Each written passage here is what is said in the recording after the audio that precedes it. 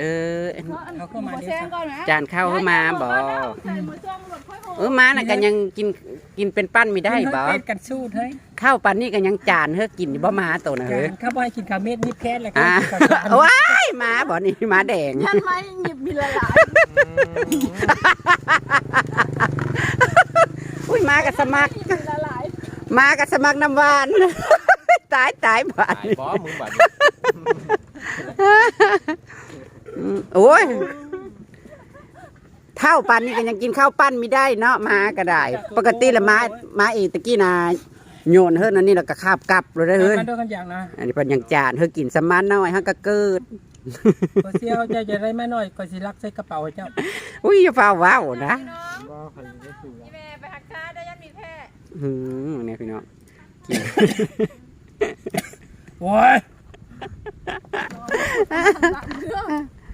เอาปะโตงโลจะปะโตงโล มากินบ่มาเด้อบ ริว่าเมื่อเนาะสู้เอิญหมู่จานข้าวให้มา นั่นละมีกิน มันแซ่บด้วยมันกินง่าย เป็นตะแซ่บอะไรเนาะพี่น้อง มัน มื้อ ก็ นี้ กินว่างกับข้าวเหนียวจ้า และอันข้างบ่เจ็ดบ่เอาใช้เดี๋ยวนี้เราไปใส่ข้างเจ็บ เอาขึ้นมาครับ ข้างธนัดได้เนาะข้างเจ็บนะกระสร้าง ถึงว่าสิเจ็บกับกันโยนข้าวน่ะปึ้ง แล้วก็รักกันครอบครัวกัน เนาะ ก็ได้เนาะ นอนบ่ไปนอนบักน้อยบักละบักลอยไปนอน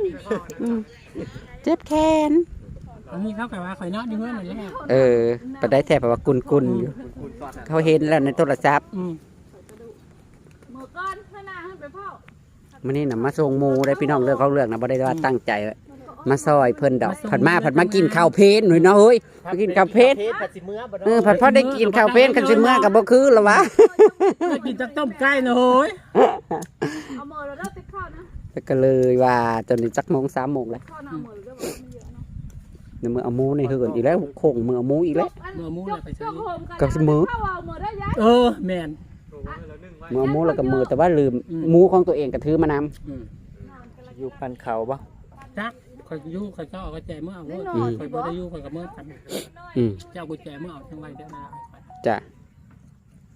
กินแซ่บบ่จานข้าวเฮมานะจานข้าวใส่น้ำหวานจะมันกินง่าย ง่ายน้อยเนาะ ข้าวนี่ได้จักรสว่าเฮ้ย6 รสยัดๆบ่ แม่มันแล้วเนี่ย 6 รสยัดๆข้าวบ่ต่อมพี่น้องเอ้ย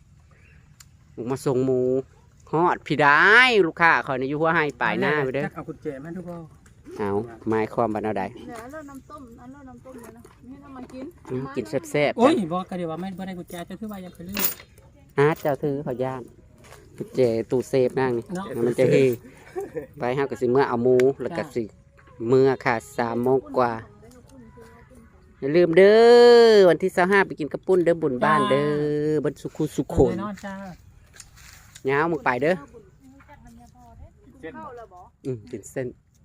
มันอยู่ใน ที่25 ถ้าคือข่าวพอไปขี้มาด้วย